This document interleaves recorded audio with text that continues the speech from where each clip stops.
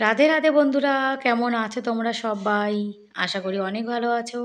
আমরাও কিন্তু ভগবানের কৃপায় ভালোই আছি। আমার নতুন আরেকটি ব্লগে তোমাদের সবাইকে জানাই অনেক ভালোবাসা, অনেক স্বাগত। ছেলে কিন্তু খেয়ে দিয়ে রেডি হয়ে গেছে, এখন কিন্তু ওর পরীক্ষা স্টার্ট হয়ে গেছে, যার জন্যে অনেক সকাল সকাল এখন স্কুলে যেতে হচ্ছে। আর বাসটা কিন্তু একটু পরেই চলে আসবে। আর এখন কিন্তু ফাইনাল পরীক্ষা হচ্ছে। আর ফাইনাল পরীক্ষা কিন্তু আমাদের এখানে মার্চ মাসে শুরু হয়। এবার কিন্তু আমার সোনা 7 থেকে 8-এ হয়ে যাবে। থেকে থেকে কিন্তু দিন দিন মানে কত বড় হয়ে যাচ্ছে বাচ্চা কাচ্চা। আর এদিকে না একটা পায়রাকে বিড়ালে খেয়ে ফেলেছে, আর পাখনাগুলো পড়ে রয়েছে। আর রাস্তাটা ঝাড় দেবো, দেখো কতটা নিম পাতা পড়েছে। কালকে একটু হাওয়া চলেছিল তো, যার জন্য একটু বেশি নিম পাতা কিন্তু একটু বেশিই পড়েছে। আর ওই যে মটকা কাটছিল আমার বর, এই যে পাখিদের খাওয়ানোর জন্য একটা মটকা বানিয়েছে। আগের ওই মটকা ছিল, সেটা কিন্তু পাখিরা এর মধ্যে স্নান করতো। স্নান করতে করতে ওই উপর থেকে নিচে পড়ে, এই যেখানে আমি দাঁড়িয়ে রয়েছি এখানে কিন্তু পড়েছিল। পড়ে পুরো মটকাটা ফেটে গেছে। আর ভিডিওটা কিন্তু আমার বর করছিল, একটু লজ্জা পেয়েছে। ওই যে আমাদের চাচি চলে এসছে, যার জন্যে ফোনটা নিয়ে কিন্তু ঘরের এদিকটায় চলে এসছে। ওই যে ছোটো চাচি ওনার নাতিকে নিয়ে আমার সঙ্গে কথা বলছিল।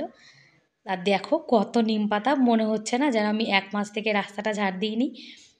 দেখেছো কতটা পড়েছে? এরকম কিন্তু সকাল বিকাল দু টাইমে পড়ে, জানো।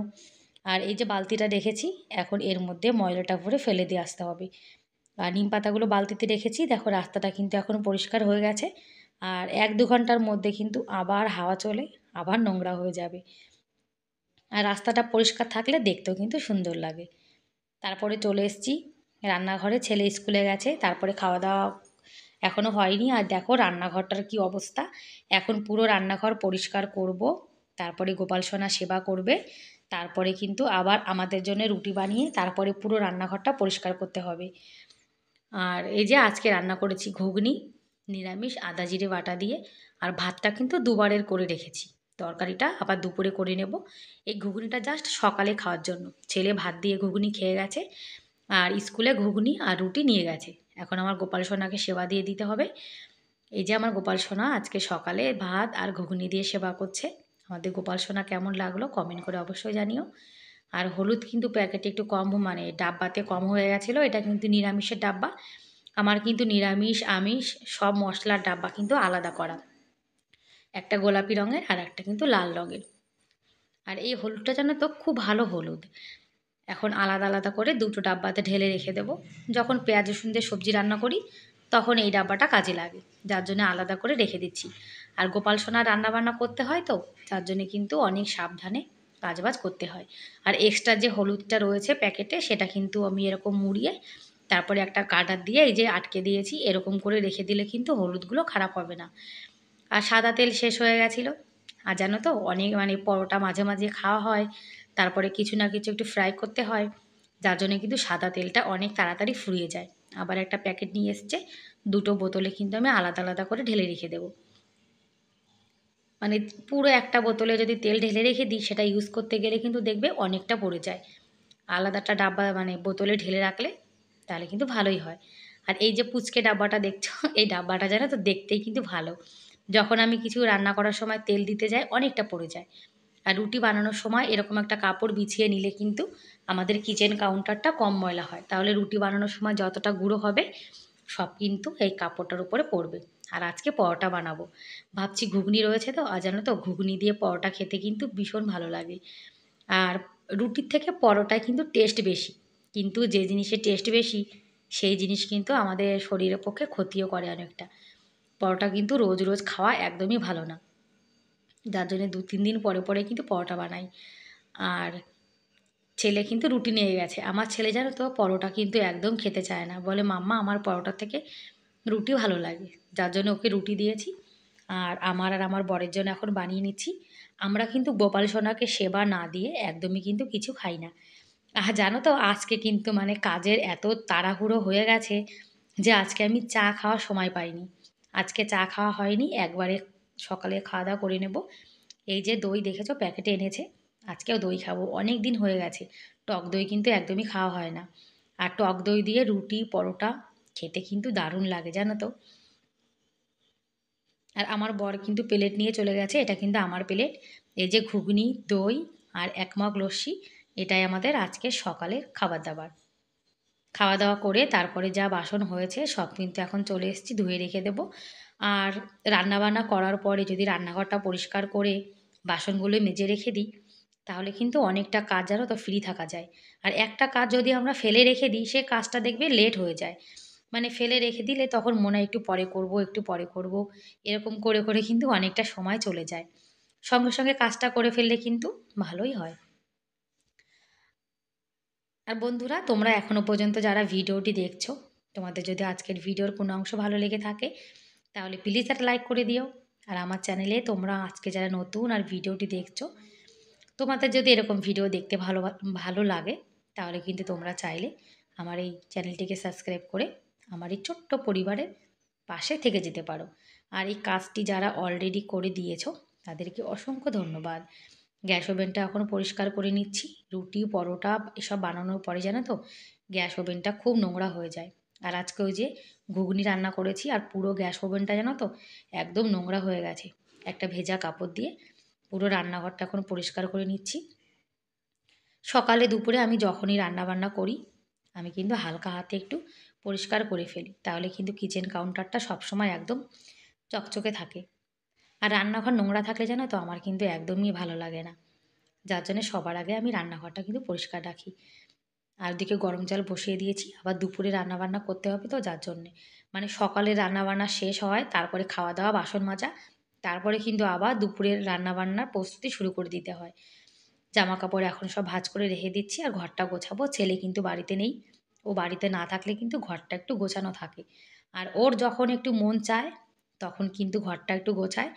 মানে যেদিন ওর মুড থাকে সেদিনই একটু ঘরের কাজ করে দেয়। আর বাচ্চা-কাচ্চাকে কিন্তু একটু ভালোবেসে কোনো কাজ করতে বললে দেখবে ওরা কিন্তু কাজ করে। ওদের বকা দিয়ে কাজ করাতে গেলে কিন্তু ওরা দেখবে একদম কাজ করতে চায় না। আর বিশেষ করে আমার ছেলে যদি ভালোবেসে তুমি বলো, তাহলে কিন্তু অনেক কাজ করে দেয়। ঘরটাও গোছানো হয়ে গেছে। ঘরবাড়ি যদি পরিষ্কার পরিচ্ছন্ন থাকে, তাহলে দেখবে দেখতেও কিন্তু ভালো লাগে আর মনটাও কিন্তু খুশি হয়ে যায়।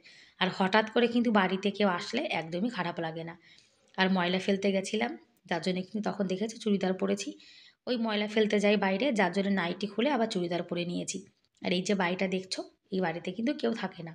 এটা অনেক পুরনো বাড়ি, ওরা অন্যদিকে বাড়ি করেছে, যার জন্য বাড়িটা কিন্তু ফাঁকাই রয়েছে। বাড়িতে নাইটি পরি আর কোথাও গেলে কিন্তু চুড়িদার পরতে হয়। আর এসে দেখি আমার বর দরজা পরিষ্কার করছে, দেখো দরজাটা অনেক ধুলো পড়েছে, যার জন্য পরিষ্কার করে নিচ্ছে। আমার বরও কিন্তু জানো তো অনেক কাজে হেল্প করে। মানে কখনো, কখনো বাসন ধুয়ে দেয়, তারপরে সকালে ঘর ঝাড় দিয়ে দেয়, আমার গোপাল সোনার সেবা দিয়ে দেয়। মানে অনেক, অনেক হেল্প করে। আর দেখো হেল্প যদি করে তাহলে কিন্তু বলতে হয়। আর সংসারটা তো দুজনের। আর কাজটা যদি আমরা দুজন না করি তাহলে কে করবে? সংসার দুজনের হলে কিন্তু কাজটা একটু ভাগাভাগি করে নেওয়াই কিন্তু ভালো। আর গরমকাল চলে এসছে, যার জন্যে কিন্তু আমার ছেলের আর আমার বরের আমাদের যা ছোটো-মোটো হাফ প্যান্ট আছে, সেগুলো সব কিন্তু আগে, আগে ধুয়ে দিলাম। মানে আগে ধুয়ে রেখে দেবো। অনেকদিন দেখবে জামাকাপড় যদি আলমারির মধ্যে থাকে, তাহলে কেমন একটা গন্ধ হয়ে যায়। যার জন্য জামা প্যান্ট সব এখন ধুয়ে দিলাম। গরমকালে কিন্তু এইগুলোই কাজে লাগবে। আর জামাকাপড় সকালেও আমি কিছু ধুয়ে দিয়েছিলাম, আর এখনও কিছু ধুয়ে দিলাম। রোদ্দুর কিন্তু অনেক সুন্দর উঠেছে। আঁচা রোদ্দুরে দিয়েছি, আমার গোপাল সোনার প্যান্ট ধুয়ে দিয়েছি। আর এদিকে দড়িতেও কিছু জামাকাপড় দিয়ে দিয়েছি। গরমকাল আসলে কিন্তু জামাকাপড় একটু কম হয়, শীতকালে জামাকাপড় বেশি হয়ে যায়। আর আমাদের ছাদে দেখো কতটা রোদ্দুর পড়ে। এপাশে আমাদের ছোটো চাচির বাড়ির ছাদের ছায়া পড়েছে। আর আমাদের ছাদটা কিন্তু অনেকটাই বড়। পুরো ছাদ মানে ঝাড় দিতে গেলে অনেকটা কষ্ট হয়ে যায়। এদিকে দেখো কতগুলো কাঠ রাখা রয়েছে, মাঝে, মাঝে আমি উনুনে রুটি বানাই তো, তখন কাজে লাগে। আর শীতকালে কিন্তু মাঝে, মাঝেই উনুনে রুটি বানানো হয়, যার জন্যে কাঠটা কিন্তু উপরে রাখা রয়েছে। আর দুপুরে যা রান্নাবান্না করব, সেগুলো এখন সব কেটে ধুয়ে সব কিন্তু আমি রেডি করে রেখে দিই। আর আজকে করব বিনস আলুর ঝোল আর মুসুরির ডাল। দুপুরে কিন্তু একদম সিম্পল খাবার-দাবার করছি। আর মুসুরির ডালটা কিন্তু আমাদের বাড়ির সবাই মানে খুব পছন্দ করে, যার জন্যে প্রত্যেক দিনই কিন্তু আমাদের বাড়িতে মুসুরির ডাল হয়। শুধুমাত্র একাদশীর আগের দিন আর একাদশীর পরের দিন মুসুরির ডাল খাই না। তাছাড়া বেশিরভাগ দিনই কিন্তু মুসুরির ডাল খাওয়া হয়। এদিকে কারেন্ট চলে এসছে, যার জন্য কিন্তু কুকারে ডাল সেদ্ধ করতে বসিয়ে দিয়েছি। ডাল যদি সেদ্ধ করে রান্না করি তাহলে কিন্তু রান্নাটা অনেক তাড়াতাড়ি হয়ে যায়। আর আমাদের এখানে কিন্তু এখন কারেন্টের বিল ফ্রি, যার জন্য এখন কারেন্টে রান্নাবান্না হবে। ইন্ডাকশানে জলটা গরম করে নিয়েছি, তারপরে ডালে দিয়ে সেদ্ধ করে নিয়েছি, আর এখন হিটারে রান্না করে নিচ্ছি। আর সকালে কিন্তু এই হিটারে ভাত করেছিলাম, সকালে হিটারে দুবারের ভাত করে নিয়েছি। এখন জাস্ট একটু তরকারি রান্না করব, তাহলে কিন্তু হয়ে যাবে। আর একটু বুদ্ধি করে কিন্তু সংসার করতে হয়, জানো তো। যেটুকু সেভিং করব সেটুকু কিন্তু আমাদের সংসারের জন্য মঙ্গল। এদিকে বিনসও হয়ে গেছে, বিনসটা কিন্তু নিরামিষ। আদা জিরে বাটা দিইনি, আজকে ভাজা যে জিরে আছে, ভাজা জিরে আর শুকনো লঙ্কা, সেটা বাটা দিয়েই করছি। আর জানো তো, এরকম যদি ভাজা জিরে দিয়ে একটু নিরামিষ সবজি করা যায়, তাহলে কিন্তু খেতে অসাধারণ লাগে।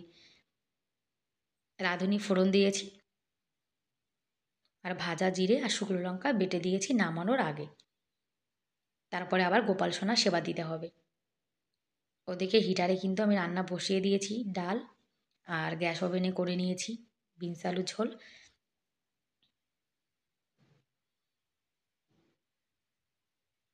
আর ভিডিওটি কেমন লাগলো কমেন্ট করে কিন্তু অবশ্যই জানিও।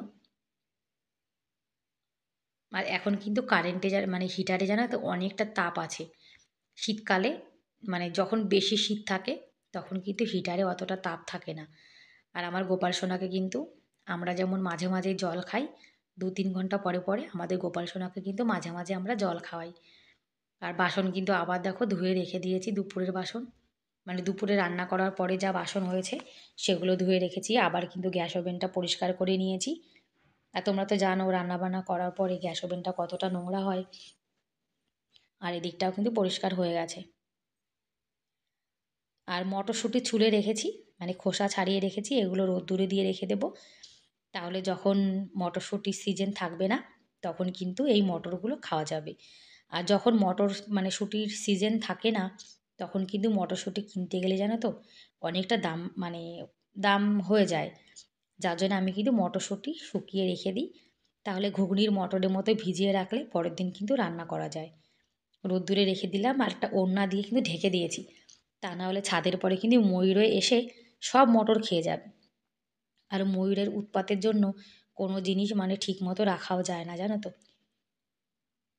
আর কোনো জিনিস ছাদের পরে দিলে সেটা কিন্তু অনেক মানে বুদ্ধি করে ঢেকে রাখতে হয়। আর এই যে জামা প্যান্টগুলো ধুয়ে দিয়েছিলাম, এগুলো তো অনেকটা মোটা, যার জন্য একটু উল্টে দিচ্ছি। জামা কাপড় উল্টে দিলে তাহলে তাড়াতাড়ি কিন্তু শুকিয়ে যাবে। মানে প্যান্টে যে রবারগুলো, সেগুলো একদম শুকাতে চায় না।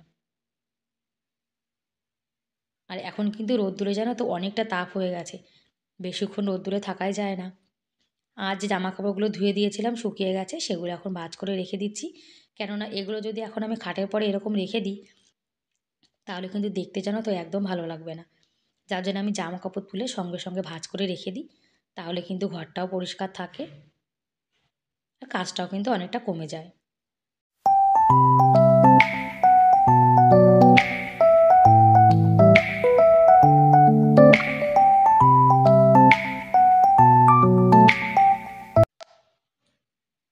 এখন এগুলো ভাঁজ করে রেখে দেব। ঘর বাড়ি এলোমেলো থাকলে জানো তো আমার কিন্তু একদম ভালো লাগে না। আর এই যে দুপুরে সিম্পল খাবার দাবার। ব্যাস বন্ধুরা, তাহলে আজকের মতো এ পর্যন্তই। দেখা হবে পরের ভিডিওতে। Bye bye.